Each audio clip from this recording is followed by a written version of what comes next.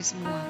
Di dalam nama Yesus kami siap diberkati Tuhan, dan semua yang percaya katakan amin. Puji Tuhan. Beri kemuliaan bagi Tuhan Yesus. Puji Tuhan, silakan duduk. Shalom. Puji Tuhan, saya sangat senang sekali boleh berada kembali bersama-sama saudara di kota Kupang ini ya. Kotanya sangat hangat dan luar biasa. Saya suka sekali ada di kota Kupang. Karena memang semuanya indah, semuanya bagus, termasuk orang-orangnya juga. Semuanya baik. Kok nggak ada amin? Amin. Haleluya ya. Saudara, puji Tuhan. Saya percaya dengan rasa haus dan lapar kita datang dalam hadirat Tuhan. Dan selama tahun 2025 ini, kayaknya udah lama banget ya 2025. So tidak terasa, Maret ini. Sampai dengan bulan Maret ini kita selalu diberkati dengan firman Tuhan berakar, bertumbuh, dan berbuah-buah, saudara.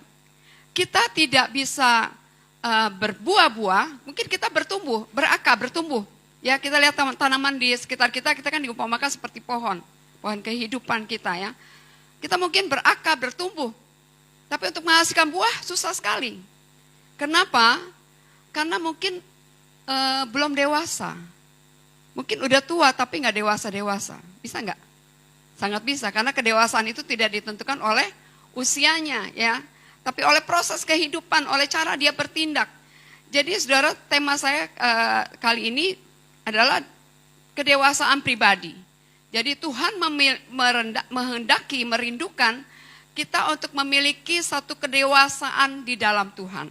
Kedewasaan untuk kita bertumbuh dan berbuah, dan buahnya itu tetap, kata firman Tuhan begitu ya. Jadi nggak cuma tiap musim kita harus berbuah terus. Kalau kita terus berbuah-buah terus, dan saya percaya buah saudara dirasakan banyak orang. Tapi kalau pas musim ini berbuah, musim berikutnya gak berbuah, pasti si pemegang yang punya pohon, kok gak berbuah musim ini ya? Wah, pasti dia akan bersihkan. Dipakai golok sampai dia terluka gitu, saudara. Itulah kita juga. Kalau kita tidak berbuah tetap, kita pun akan, udah berbuah aja masih dibersihkan. Apalagi kalau tidak berbuah terus musim berikutnya tidak berbuah lagi. Yang punya pohon udah gak sabar lagi, saudara. Udah mau kapak sudah tersedia untuk memotong pohon yang tidak berbuah. Dan dia dibuang ke dalam api. Saya percaya kita semua tidak merindukan hal itu. Karena saya melihat kesetiaan saudara untuk mencari Tuhan. Dan dengan antusias saudara melayani Tuhan. Amin. Jadi kita harus memiliki motivasi untuk kita mau bertumbuh di dalam Tuhan. Ya, motivasi untuk kita bertumbuh di dalam kedewasaan. Dan kedewasaan itu prosesnya seumur hidup, saudara. Jadi kalau udah dewasa udah, enggak proses lagi. Tetap proses kedewasaan rohani itu seumur hidup. Dia tidak instan, tapi proses terus. Lewat apa? Lewat masalah, lewat tantangan, lewat halangan, lewat setiap apapun yang kita hadapi, Tuhan mau kita semakin bertumbuh di dalam Tuhan. Proses kedewasaan rohani terjadi. Mari kita buka di dalam Kejadian 45 ayat 5-8. Kita mau belajar dalam kedewasaan pribadi seseorang yang sangat menakjubkan ini ya, yaitu seorang Yusuf. Saya percaya saudara sudah tahu ceritanya, tapi saya akan membuka tentang kedewasaan apa yang Yusuf miliki. Kejadian 45 ayat 5-8. Jadi saudara, proses kedewasaan itu bukan pilihan, tapi keharusan. Harus, karena Tuhan mau kita bertumbuh menjadi dewasa. Ya. Jadi proses pertumbuhannya itu dari mulai anak-anak, terus kita boleh menjadi hamba. Kita harus naik level terus nih, di dalam pertumbuhan kita. Dari mulai anak-anak, mulai menjadi dewasa, menjadi hamba Tuhan. Lalu kita juga proses lagi sampai kita harus menjadi sahabat Tuhan. Sahabat, kita bersahabat dengan Tuhan. Sampai kita siap menjadi mempelainya Kristus. Sebab kalau kita tidak dewasa dan kita tidak siap menjadi mempelainya Kristus, apapun yang kita lakukan, sekalipun kita pintar, sekalipun kita pandai, bicara di khotbah, misalnya menyembuhkan banyak orang, ada banyak keajaiban-keajaiban, mujizat Tuhan. Tapi kalau Tuhan katakan, aku tidak mengenal engkau, serem banget saudara. Kita harus dipersiapkan Tuhan sampai menjadi kedewasaan rohani, sampai kita menuju kepada apa tadi? Mempelainya Kristus. Kalau udah menjadi mempelainya Kristus tuh pasti hubungannya dekat. Pasti gak mau jauh. Bahkan Tuhan mempersatukan mempelainya itu. Kita udah jadi satu dengan Kristus. Katakan amin. Dan kita menjadi serupa dengan Kristus. Pada akhirnya itu saudara yang kita capai ya. Kedewasaan rohani. Kejadian 45 ayat 5-8 kita baca. Tetapi sekarang janganlah bersusah hati. Ini kata Yusuf ya. Dan janganlah menyesali diri karena kamu menjual aku ke sini. Sebab untuk memelihara kehidupanlah Allah menyuruh aku mendahului kamu. Karena telah 2 tahun ada kelaparan dalam negeri ini. Dan selama 5 tahun lagi orang tidak akan membajak atau menuai. Maka Allah telah menyuruh aku mendahului kamu untuk menjamin kelanjutan keturunanmu di bumi ini. Dan untuk memelihara hidupmu sehingga sebagian besar daripadamu tertolong. Jadi bukanlah kamu yang menyuruh aku ke sini, tetapi apa? Tetapi Allah, dialah yang telah menempatkan aku sebagai bapa bagi Firaun dan tuan atas seluruh tanah Mesir. Dan saudara, amin. Haleluya. Jadi kedewasaan rohani sekali lagi bukan diukur dari usianya. Kedewasaan rohani dilihat dari seberapa besar dia menerima tanggung jawab.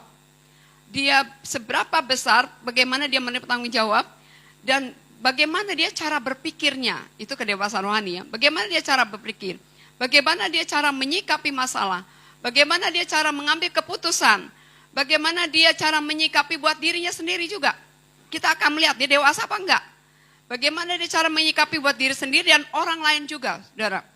Jadi kedewasaan rohani tidak ditentukan juga oleh pelayanannya. Oh jago di mimbar, jago khotbah, jago main musik, jago worship leader. Kedewasaan rohani tidak diukur dari itu. Tapi kedewasaan rohani diukur dari kedekatan dia sama Tuhan. Ya, kedewasaan rohani itu ditentukan oleh pengenalannya akan Tuhan. Dia kenal siapa Tuhannya. Dia tahu siapa Bapaknya. Dan Tuhan ingin kita bertumbuh secara dewasa rohani.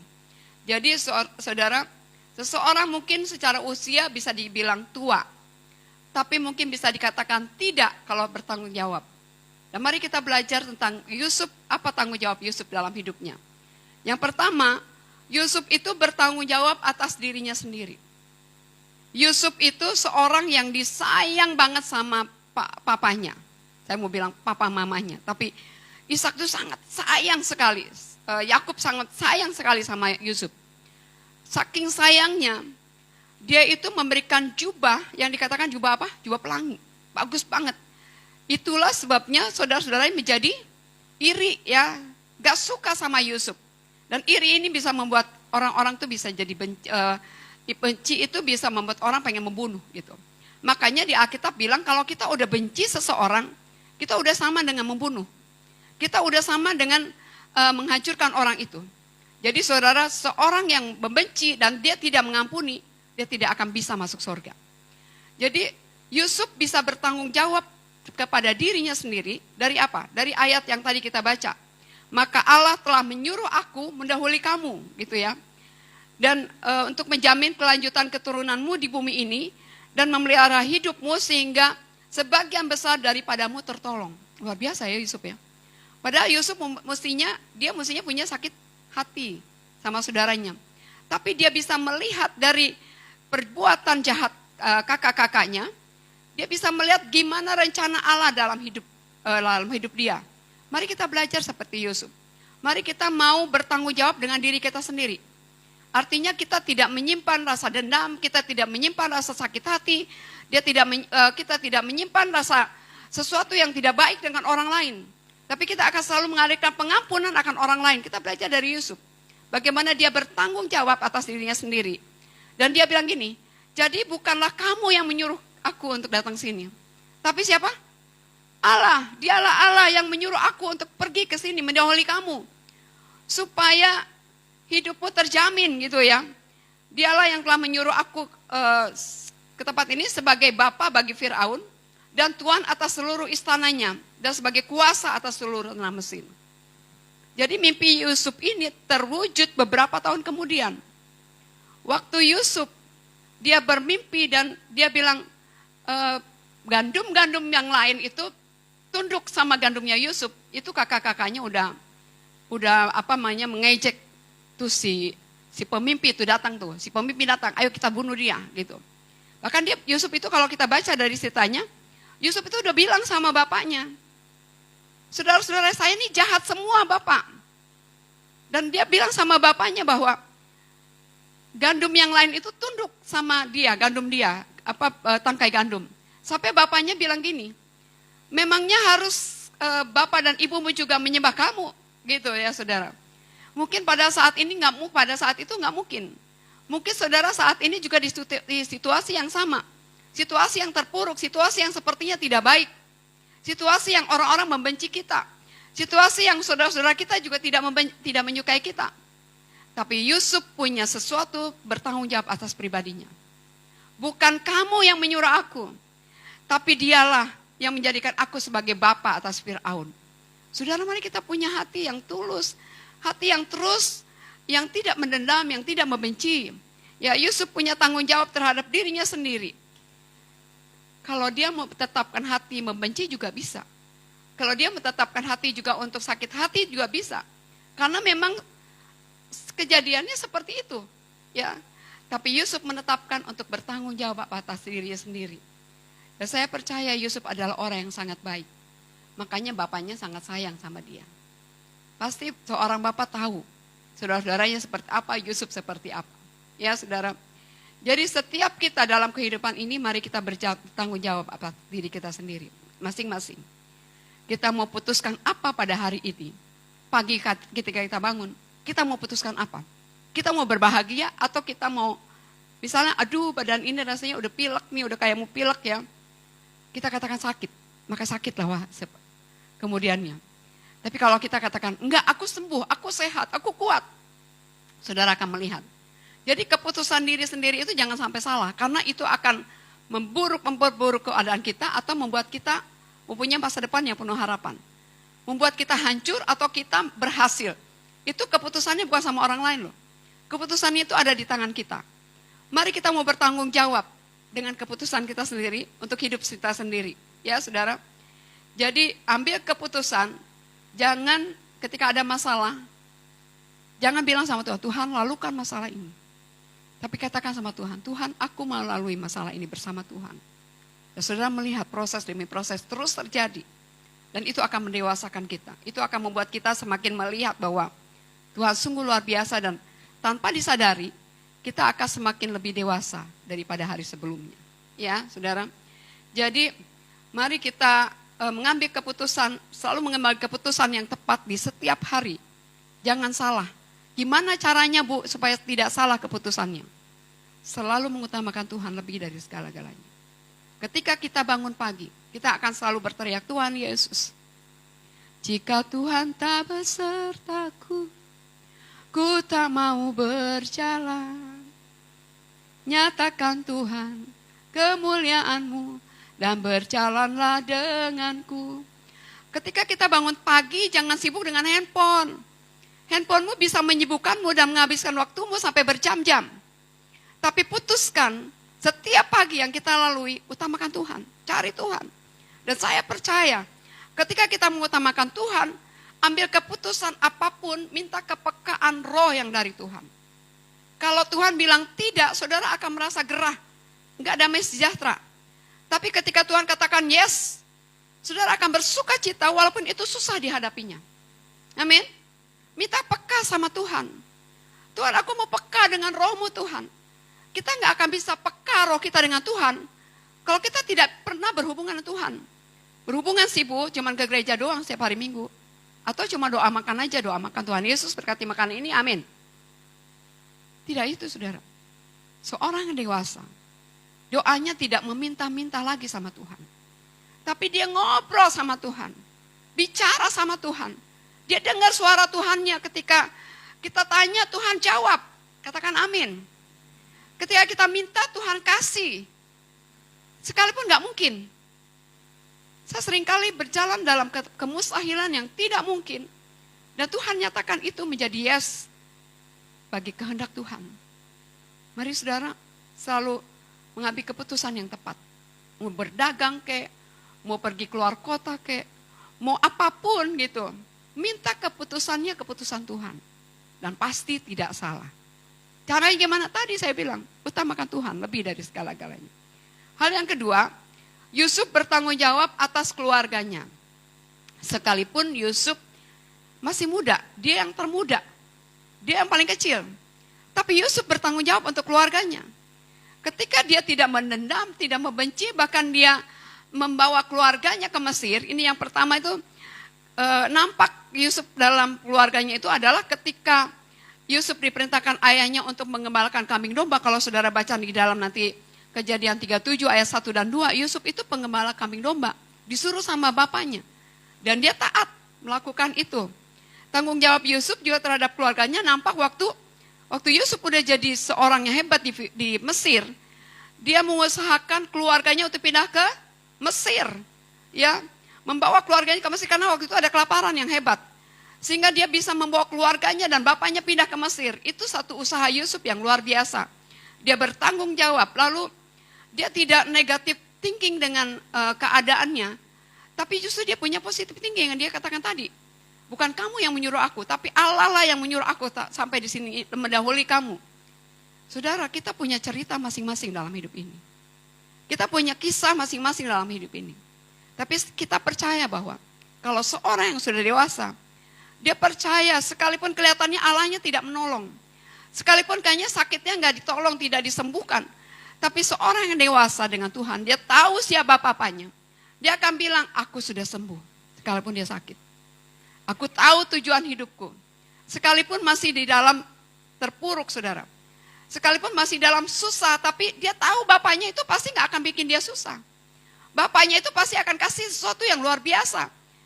Bapak itu mau kita tuh dewasa di dalam hidup ini karena kita akan menghidupi jalan hidup ini kita, saudara. Kalau kita maunya enak, nyaman terus, saudara nggak jadi orang yang gampangan dan akan mudah sekali putus asa. Saudara, sekarang ini lagi masa-masa sulit. Apalagi kita mendengar ya berita-berita.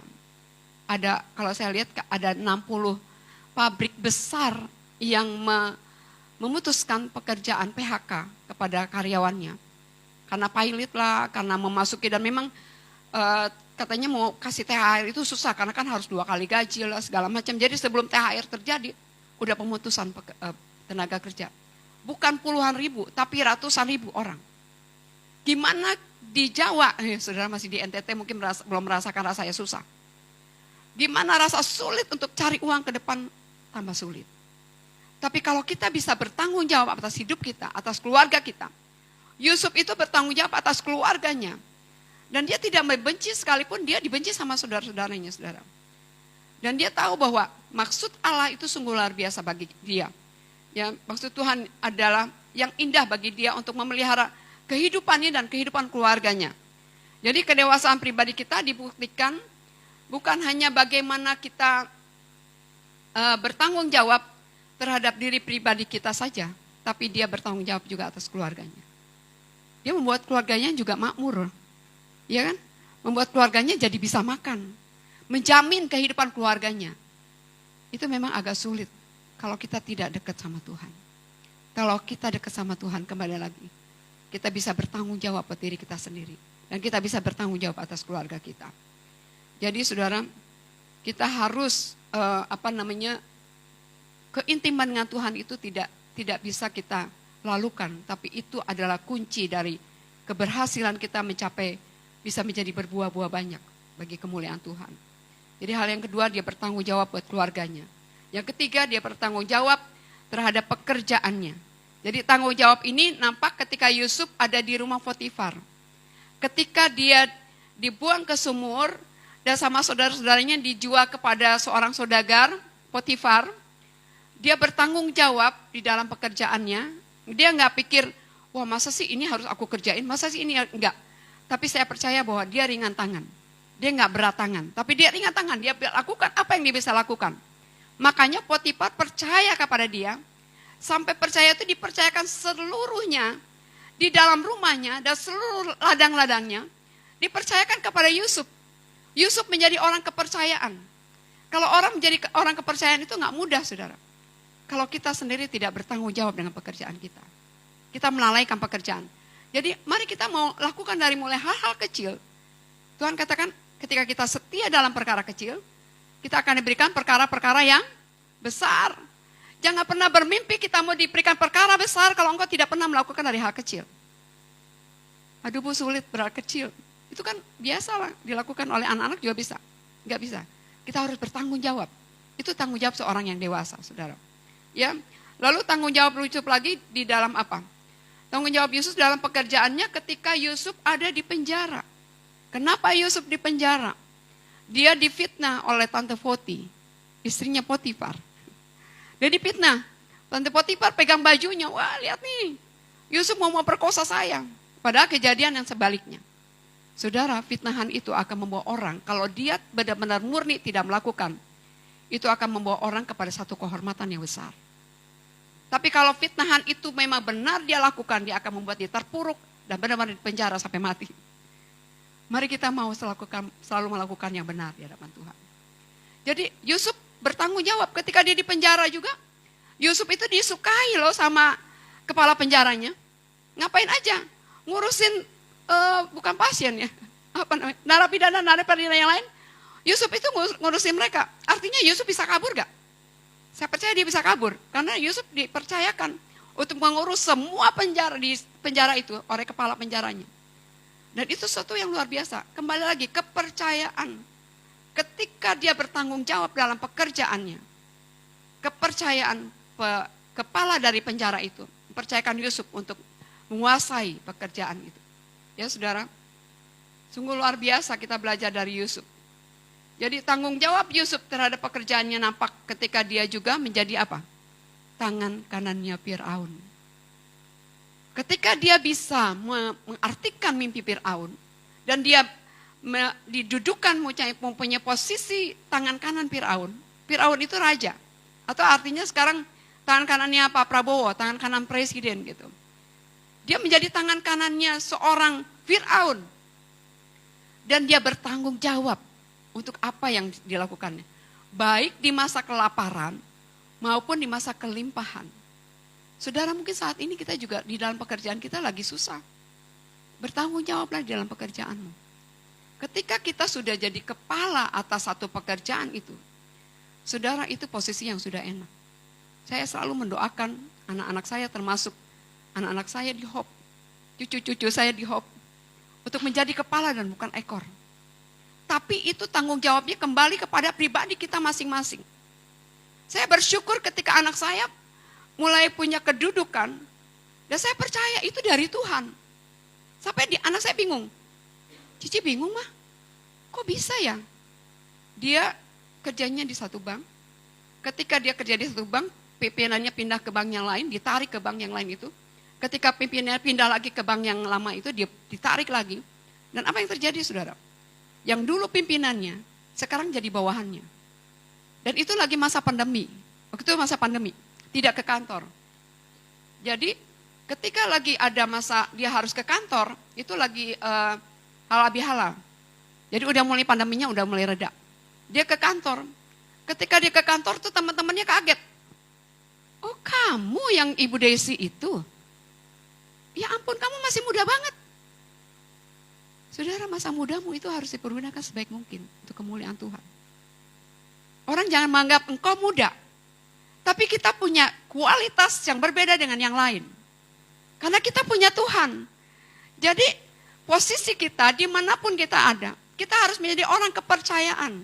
Katakan amin. Dan itu gak gampang, itu harus lewat proses. Jangan maunya enaknya aja. Bosnya lagi gak ada, ya udahlah kita tidur, kita apa saudara. Bos ada gak ada, dia tahu. Yang rajin yang mana, yang tidak rajin yang mana. Dia tahu, dia kenal. Makanya dia bisa menilai waktu bonus dibagikan. Dan mari kita mau menjadi orang yang bertanggung jawab dalam pekerjaan kita. Belajar dari Yusuf. Kalau posisinya udah di atas, itu enak saudara. Kita sudah dipercayakan dan saya percaya menjadi orang kepercayaan itu sungguh berkat Tuhan buat kita semua. Kita harus jadi contoh bagi anak-anak buah kita. Ya. Lalu yang terakhir, kalau udah terakhir senang ya. Yusuf bertanggung jawab terhadap imannya. Di mana contohnya? Contohnya adalah ketika Yusuf yang seorang muda, dia punya iman yang luar biasa. Nampak jelas waktu, saya percaya Yusuf ini intim banget sama Tuhan. Deket banget sama Tuhan. Itu semua apa yang dilakukan Yusuf menjadi kepercayaan di rumah Potifar, kepercayaan di penjara, kepercayaan Firaun. Itu karena penyertaan Tuhan. Itu firman Tuhan katakan kan? Kenapa penyertaan Tuhan? Karena dia dekat sama Tuhannya. Dia kenal siapa Tuhannya. Dia tahu siapa Bapaknya. Jadi saudara, mari kita intim dengan Tuhan. Saudara akan merasakan sesuatu yang luar biasa. Sekalipun hidup ini sulit, saya katakan bahwa ke depan nanti akan semakin sulit. Cari makan akan semakin susah. Itu firman Tuhan katakan. Tapi kuncinya dekat sama Tuhan, intim dengan Tuhan. Kesulitan yang kita hadapi itu bersama Tuhan. Artinya Tuhan akan pasti, Bapak duniawi aja, Pas TV aja pasti nggak tega lihat Michael nggak makan. Sementara Yana gitu, dia akan cari apa dulu sampai dapatkan sate yang paling enak buat Michael. Dia paling suka sate dia. Ya nggak, Bapak Stepi. Apalagi Bapak kita di surga, dia tahu apa yang menjadi kesukaan kita. Dia pasti tahu apa yang menjadi maunya kita, saudara. Mari kita intim dengan Bapak kita di surga, dekat sama Tuhan. Kedewasaan rohani itu berbalik loh dengan kedewasaan pada umumnya. Kalau dewasa rohani, itu hidupnya semakin bergantung sama Tuhan. Gandol Jesus. Selalu gandol Jesus gitu. Selalu dia berpegang sama Tuhan, berpengharapan sama Tuhan. Tapi kalau kedewasaan di dalam dunia ini, dia semakin tidak bergantung sama Bapaknya. Dia bisa berdiri sendiri. Bapak nggak usah kasih apa-apa nih, lihat nih saya bisa. Itu kedewasaan dunia. Tapi kedewasaan rohani itu berbalik, benar-benar berbalik. Beda banget. Dia akan semakin bergantung sama Bapaknya. Orang yang semakin bergantung sama Bapaknya, dia akan menunjukkan kedewasaan rohaninya. Gimana Yusuf mempertahankan imannya ketika dia digoda oleh Tante Potifar. Gak cuma sekali loh. Ada di rumah itu. Rumah besar, saya percaya namanya saudagar ya kan. Digoda terus sama si nyonya. Ibu negara goda Yusuf terus. Yusufnya ganteng mungkin. Ayo dong sup gitu. Gak cuma sehari. Tiap hari sup lihat deh sup lihat deh sup gitu. Tapi dia menjaga imannya. Dia bertanggung jawab atas imannya. Setiap hari digoda terus. Digoda lagi. Setiap hari, kita pasti nggak tahan. Yes gitu. Yusuf lari keluar, kok kita mungkin lari ke dalam kali ya. Nggak ada di tempat ini, saya percaya tidak begitu. Kita lari dari dosa. Kita lari dari yang Tuhan tidak suka. Kita lari dari apa yang Tuhan tidak inginkan. Saudara, Yusuf tahu siapa bapaknya. Sampai dia tidak mau mengecewakan bapaknya. Dia tidak mau mempunyai kompromi dengan dosa. Setiap hari digoda sama Tante Potifar, saya percaya dia pasti cantik. Dia pasti masih muda, dia percaya diri pasti, ini anak muda bisa sama saya. Dia mungkin berdandan, dia mungkin mandi rempah lah di sana kan gitu kan. Mandi rempah-rempah, mandi susu, mandi apalagi. Dia goda terus Yusufnya. Dan satu hari seluruh rumahnya, penjaga rumahnya itu pasti kan budak-budaknya banyak. Kamu kalau di sini mana ya tempat paling jauh? Kamu beli itu garam di Atambua ya. Terus yang satu lagi, kamu beli itu di Timor Leste lebih jauh lagi. Semuanya diusir sama si nyonya rumah. Sampai tinggal dia sendiri dan Yusuf. Jadi kalau ke Tambua kan baliknya 8 jam kemudian kan. Dia masih bisa berbuat dosa, dia pikir. Tapi Yusuf tidak pernah tergoda oleh dosa. Dia tidak kompromi. Dia tidak mau mengecewakan bapaknya. Dia tidak mau mengecewakan Allahnya. Dan dia tidak mau mengecewakan orang yang dipercaya sama dia. Memberikan kepercayaan sama dia, yaitu Potifar. Jadi ketika nyonya ini menggoda Yusuf, Yusuf ya, Yusuf lari dan meninggalkan bajunya. Dan itu dijadikan bukti. Padahal itu adalah fitnahan. Dan dia katakan bahwa Yusuf yang kamu taruh di tempat ini, yang kamu pekerjakan di tempat ini, yang kamu bilang bagus, pasti bapaknya selalu bilang, Karena Yusuf ada di rumah ini, kita jadi diberkati Tuhan loh. Firman Tuhan katakan gitu kan. Karena ada Yusuf loh, rumah ini diberkati Tuhan. Karena ada Yusuf loh, semua jadi beres. Karena ada Yusuf loh, saya juga jadi enak. Nih lihat nih, yang kamu bangga-banggakan ini, bajunya ada di tangan saya. Dia mau memperkosa saya. Potifar lebih percaya kepada istrinya daripada kepada Yusuf. Dan Yusuf di penjara. Tapi Yusuf punya tanggung jawab imannya kepada Tuhan. Dia tidak melakukan dosa sama sekali. Jadi kesempatan apapun dalam hidup kita untuk melakukan dosa, keenakan cuma sesaat. Ingat, Tuhan tidak suka. Dan Tuhan tidak berkenan akan kita. Ketika kita tidak berkenan akan Tuhan, berkat Tuhan jauh dari kita. Kita tidak akan pernah menjadi dewasa rohani kita. Kita akan terus di dalam kanak-kanak rohani. Dan kita tidak akan bisa dipersiapkan Tuhan menjadi mempelainya Kristus. Kalau kita sudah dewasa, Yesus datang nanti yang kedua kali. Dia menjemput mempelai-mempelai wanitanya yang sudah dipersiapkan. Nanti kita akan melihat tanggal 21 nanti ada mempelai, calon mempelai. Tanggal 22, tanggal 22 dia akan menjadi mempelai, pasti enggak cuman kayak gini. Dipersiapkan, didandanin. Iya kan? Enggak cuma dipersiapkan secara mukanya, didandanin, dirias. Hatinya juga harus konseling, tahu posisinya sebagai mempelai itu harus apa. Kita sekarang lagi ditatar terus. Diberikan pengalaman, pelajaran terus. Diberikan satu, ketika kita ibadah gini, kita diberikan satu, hikmat Tuhan. Firman Tuhan untuk kita menjadi dewasa. Dipersiapkan menjadi mempelai. Dan kita layak untuk dijemput oleh Tuhan Yesus. Mempelai pria yang menjemput mempelai wanitanya. Ya saudara, ketika kita dipersiapkan baru menjadi mempelai, akan menjadi mempelai. Dia tidak mau terpisahkan oleh mempelai prianya. Mari kita selalu punya rasa rindu, rasa haus. I love you Lord Jesus. Aku mengasihi Engkau, kekasih jiwaku. Kita tidak mau dipisahkan dengan kekasih kita. Saya percaya kedewasaan rohani itu sudah terjadi dalam hidup kita. Jadi saudara, kalau orang yang sudah dewasa rohani, ketika sakit tidak disembuhkan, kita akan selalu bersyukur. Ketika kita usaha, kita mengalami kegagalan, kita akan selalu bersyukur. Karena dia tahu di dalam setiap kegagalan, dalam setiap tantangan, dalam setiap masalah, Tuhan ada menyertainya. Yusuf berkali-kali, gak cuma dibuang ke sumur, dia dipergecakan oleh Potifar, difitnah, dimasukin ke dalam penjara. Lalu saudara, Tuhan mengangkat dia. Dan Tuhan pasti kalau ya lagunya sekarang itu pasti dia akan katakan itu.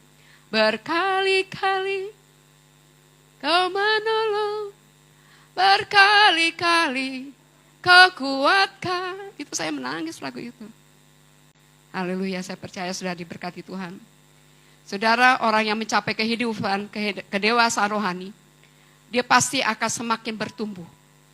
Dia pasti akan menghargai didikan. Dia pasti hidupnya berbuah.